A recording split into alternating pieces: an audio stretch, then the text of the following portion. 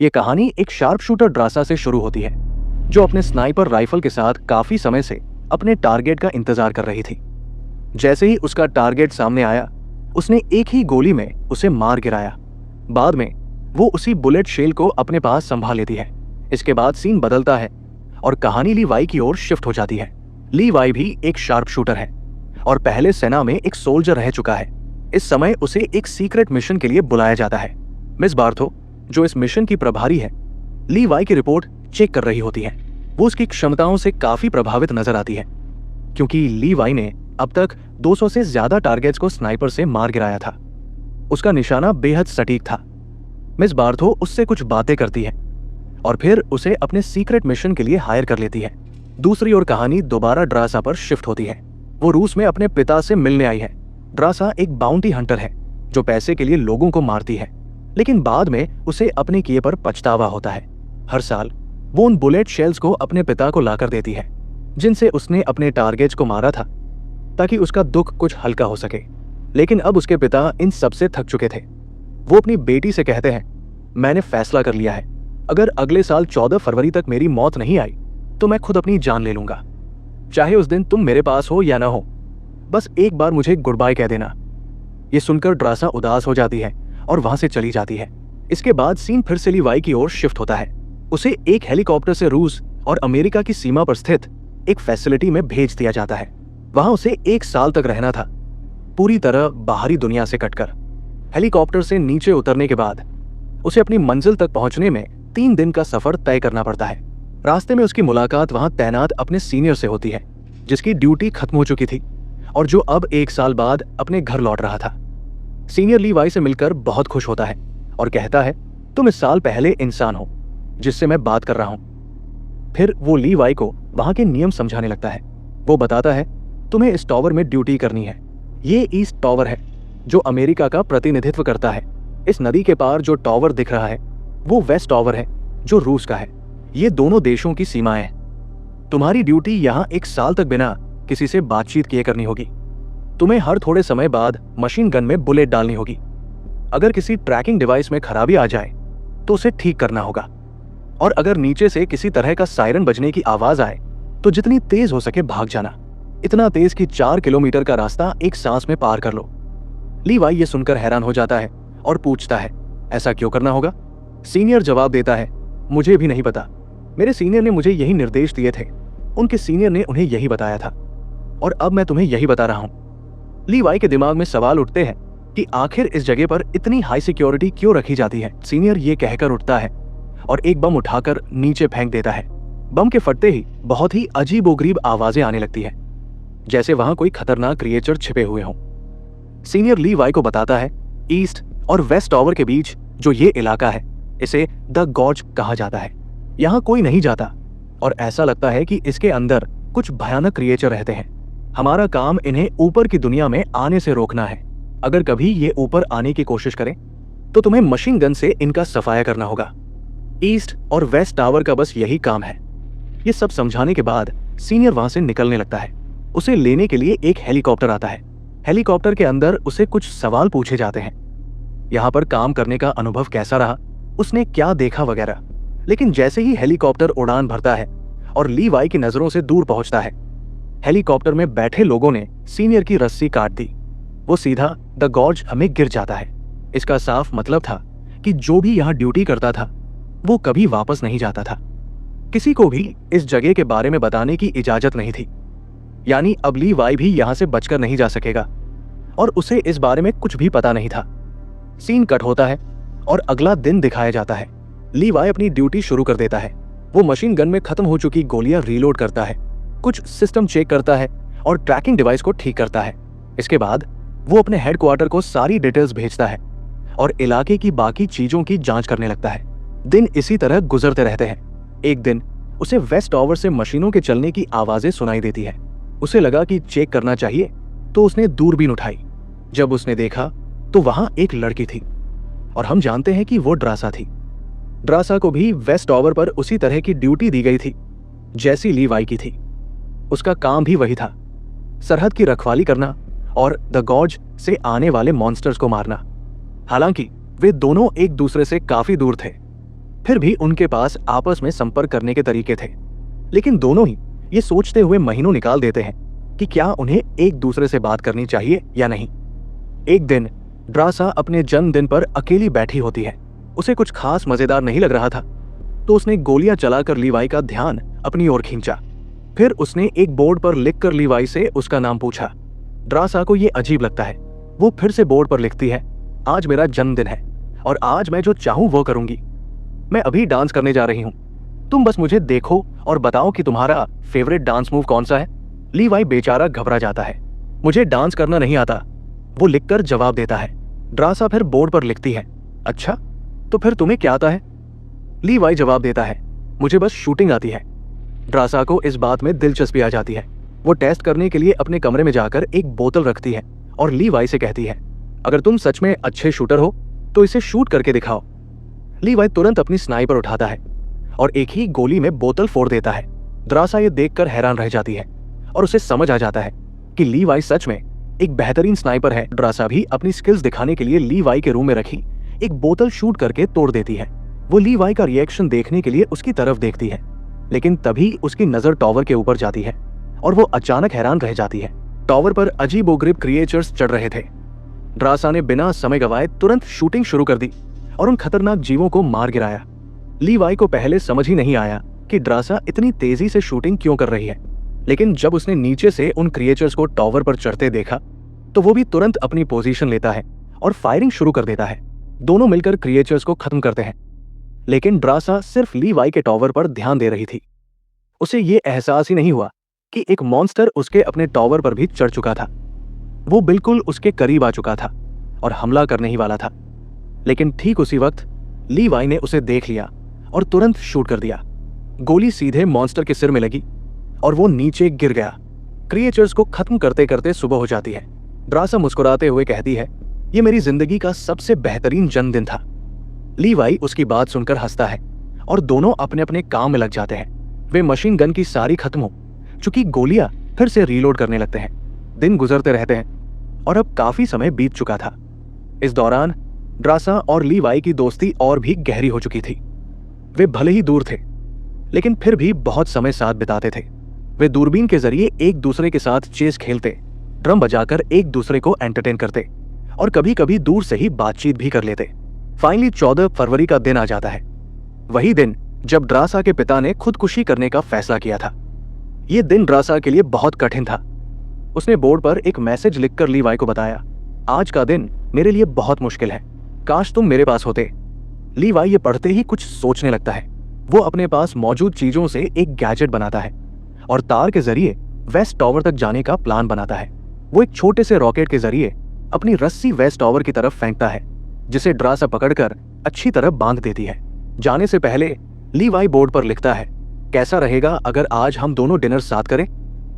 ड्रासा ये पढ़कर खुश हो जाती है। लीवाई अपनी रस्सी के सहारे वेस्ट टॉवर की तरफ सफर शुरू करता है।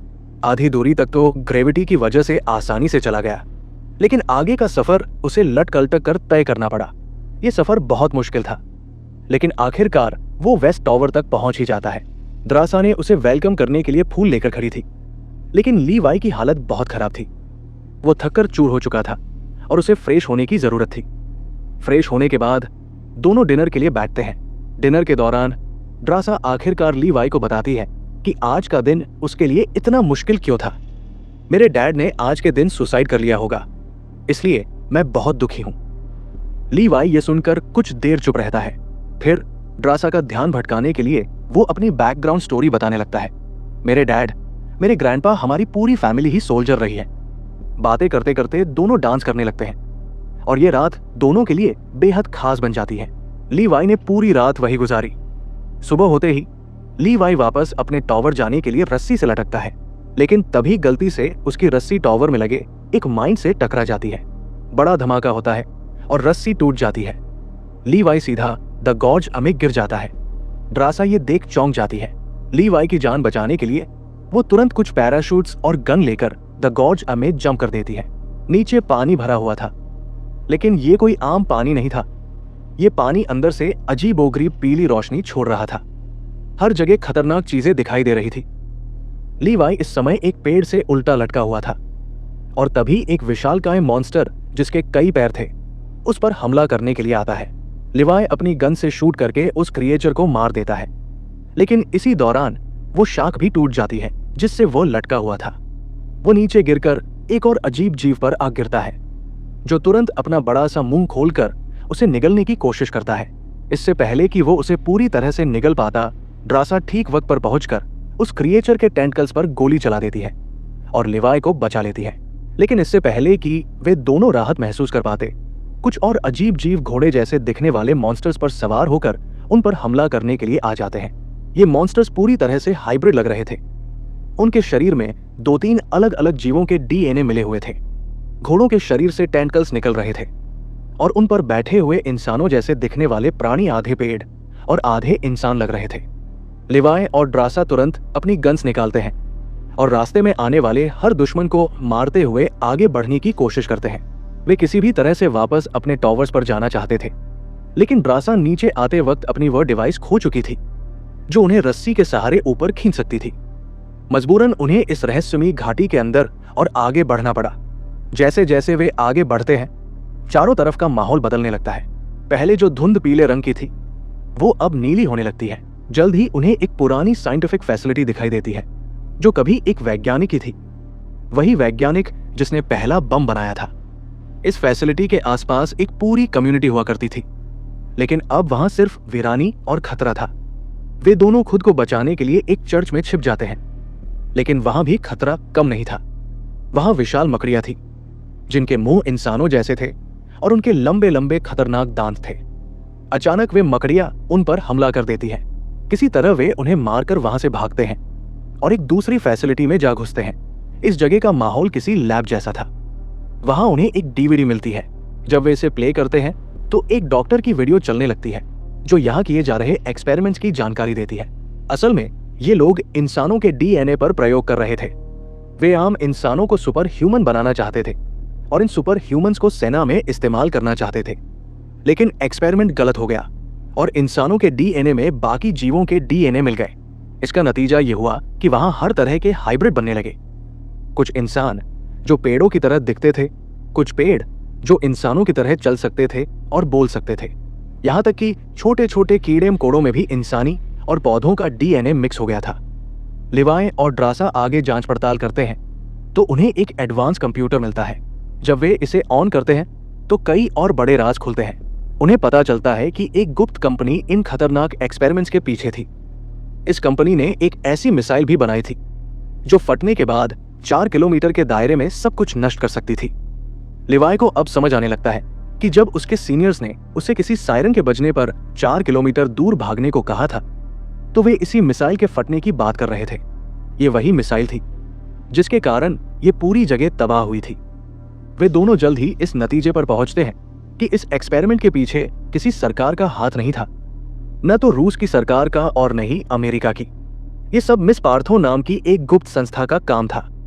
ये संस्था अपने सीक्रेट एक्सपेरिमेंट्स को दुनिया से छिपाने के लिए ड्रासा और लिवाय जैसे सोल्जर्स को ईस्ट और वेस्ट ओवर पर हायर करती थी ताकि वे घाटी में आने वाले सभी मॉन्स्टर्स को मारकर दुनिया को इन रहस्यों से दूर रख सकें।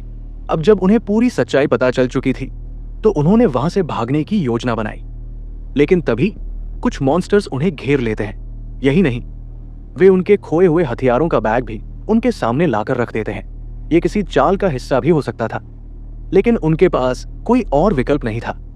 ड्रासा जैसे ही बैग लेने के लिए आगे बढ़ती है, एक क्रिएचर उसके पैर को पकड़कर उसे एक और डरावनी जगह पर खींच लेता है जो पूरी तरह से लाल धुंध में घिरी हुई थी। ये जगह पहले से भी ज्यादा खतरनाक लग रही थी। लिवाय उसे बचाने के लिए पीछे आता है, लेकिन उसे समझ नहीं आता कि ड्रासा कहाँ गई। उधर ड्रासा को एक पेड़ जैसे दिखने वाले क्रिएचर ने उल्टा लटका रखा था। यह कोई आम मॉन्स्टर नहीं था, बल्कि पहले इसी फैसिलिटी में काम करने वाला वैज्ञानिक था जिसका नाम था बीशो। बीशो ड्रासा के डीएनए की जांच करता है और बताता है कि यहाँ गिरने के बाद अगर कोई इंसान 5 दिन तक जिंदा रहे तो वो भी हाइब्रिड क्रिएचर में बदल जाता है। ड्रासा को अपनी जान का खतरा महसूस होता है, इसलिए वो अपने आप को छुड़ाने की कोशिश करती है। वो किसी नुकीली चीज से उस दरख्त जैसे इंसान पर हमला करती है, लेकिन उसे मार पाना लगभग नामुमकिन था। वो खुद को ऑक्सीजन से भी जिंदा रख सकता था और कार्बन डाइऑक्साइड से भी। तभी अचानक लिवाय वहां पहुंच जाता है और दूर से ही गोली चला देता है। फिर वो आग लाकर बीशों के जड़ों को जला देता है, जिससे वे दोनों वहां से भागने में सफल हो जाते हैं। लेकिन यहां से बाहर निकलना अब भी आसान नहीं था। उनके सामने एक अजीब जाल फैला हुआ था, जो ह्यूमन और प्लांट के डीएनए से बना था। ये जाल जड़ों और इंसानी अंगों का मिश्रण था। जैसे ही वे इसे पार करने की कोशिश करते हैं, एक प्लांट ह्यूमन हाइब्रिड उन पर हमला कर देता है। लिवाई फौरन ड्रासा को बाहर खींच लेता है और उस प्लांट को आग लगा देता है। रेड जोन में घूमते हुए उन्हें आखिरकार एक पुरानी जीप मिल जाती है। ये उनके लिए किसी तोहफे से कम नहीं थी। वे तुरंत उस जीप में बैठते हैं और तेजी से वहां से निकल जाते हैं। धीरे धीरे वे ब्लू जोन को पार करते हुए येलो जोन तक पहुंच जाते हैं। लेकिन तभी वे अजीबोगरीब इंसान जैसे दरख्तों के हमले में फंस जाते हैं। लिवाई उनसे निपटता है, जबकि ड्रासा को एक रस्सी मिल जाती है जिससे वे ऊपर जा सकते थे। लेकिन समस्या ये थी कि नीचे का गैजेट टूट चुका था। ड्रासा समझदारी से जीप को उस रस्सी से बांध देती है ताकि जीप के वजन से वे ऊपर खींचे जा सके। जैसे जैसे वे ऊपर जा रहे थे, मॉन्स्टर्स लगातार उनका पीछा कर रहे थे। लिवाई एक शातिर चाल चलता है। वो अपनी जेब के पेट्रोल टैंक को खोल देता है, जिससे पेट्रोल नीचे गिरकर उन सभी मॉन्स्टर्स को भिगो देता है। फिर ऊपर पहुंचते ही वो फायर गन से आग लगाकर उन सभी को जला देता है। आखिरकार वे दोनों सुरक्षित अपने टॉवर्स तक वापस पहुंच जाते हैं। लेकिन अब वे पूरी सच्चाई जान चुके थे। अब ये दोनों इस खतरनाक मिशन का हिस्सा बनने के लिए तैयार नहीं थे। उन्होंने फैसला किया कि वे जल्द ही इस जगह को छोड़कर कहीं दूर जाकर अपनी नई जिंदगी शुरू करेंगे। ड्रास लिवाई से कहती है कि फ्रांस में उसके पास एक ऐसी जगह है जिसके बारे में कोई नहीं जानता और वहां कोई उसे ढूंढ भी नहीं पाएगा। इस वक्त वे दोनों वेस्ट टावर पर थे। लिवाई ड्रास से कहता है, मैं अपने टावर पर जाऊंगा और वहां एक टाइम बम सेट कर दूंगा ताकि सब कुछ खत्म हो जाए और कोई हमारे बारे में न जान सके। फिर मैं उस मिसाइल को एक्टिवेट कर दूंगा जो नीचे गॉर्ज को नष्ट कर देगी। इस तरह मिस पार्थो के सभी खतरनाक एक्सपेरिमेंट्स खत्म हो जाएंगे और दुनिया को उनसे कोई खतरा नहीं रहेगा। अपने प्लान के मुताबिक लिवाई ईस्ट टावर पर चला जाता है। वहां पहुंचते ही उसे मिस पार्थो का कॉल आता है। उसे पहले ही पता चल चुका था कि गॉर्ज में किसी ने उनके कंप्यूटर एक्टिवेट किए थे। वो लिवाई से पूछती है, क्या तुमने कंप्यूटर्स ऑन किए? लिवाई झूठ बोलते हुए कहता है, नहीं, मैं तो नीचे गया ही नहीं। मिस पार्थो समझ जाती है कि अगर लिवाई नहीं गया तो ड्रास जरूर गई होगी और अब उन्हें गॉर्ज की असली सच्चाई का पता चल चुका है। इसलिए वो फैसला करती है कि अगले दिन लिवाई और ड्रास दोनों को मरवा दिया जाएगा ताकि उनकी सच्चाई दुनिया के सामने ना आ सके। अगले दिन लिवाई और ड्रास वहां से जाने की तैयारी कर रहे होते हैं। लिवाई टाइम बम एक्टिवेट करने ही वाला होता है कि तभी मिस पार्थो हेलीकॉप्टर के साथ वहां पहुंच जाती है। लिवाई समझ जाता है कि वो उसे मारने आई है, इसलिए वो तुरंत वहां से भागने लगता है। मिस पार्थो के लोग, उसके ड्रोन और हेलीकॉप्टर्स उसे पकड़ने के लिए पीछे पड़ जाते हैं। लिवाई जानता था कि अगर उसे जिंदा बचना है तो उसे सब कुछ तबाह करना होगा। वो अपनी स्पीड कम करता है और अपनी लाइफ का सबसे बड़ा शॉट मारता है। वो कई किलोमीटर दूर उस डिवाइस को शूट कर देता है जो नीचे मिसाइल से कनेक्टेड थी। डिवाइस के नष्ट होते ही मिसाइल एक्टिवेट हो जाती है और कुछ ही सेकंड में फटने वाली होती है। लिवाई जान बचाने के लिए जितनी तेजी से भाग सकता है भागता है। दूसरी ओर ड्रास को भी पता था कि विस्फोट होने वाला है, इसलिए वह भी वहां से दूर चली जाती है। लेकिन नियति को कुछ और ही मंजूर था। ड्रास तो बम से बच जाती है, लेकिन लिवाई विस्फोट की चपेट में आकर पानी में गिर जाता है और मारा जाता है। हालांकि अच्छी बात यह थी कि नीचे गॉर्ज पूरी तरह से खत्म हो जाता है और मिस पार्थो के खतरनाक एक्सपेरिमेंट भी खत्म हो जाते हैं। ड्रास बचने के बावजूद 5 दिन तक किसी आबादी वाले इलाके में नहीं जाती। असल में उसने और लिवाई ने तय किया था कि गॉर्ज से बाहर आने के बाद वे 5 दिन तक अलग रहेंगे, ताकि अगर वे किसी वायरस की चपेट में आए हों। और इसी खूबसूरत मोमेंट के साथ ये फिल्म खत्म हो जाती है।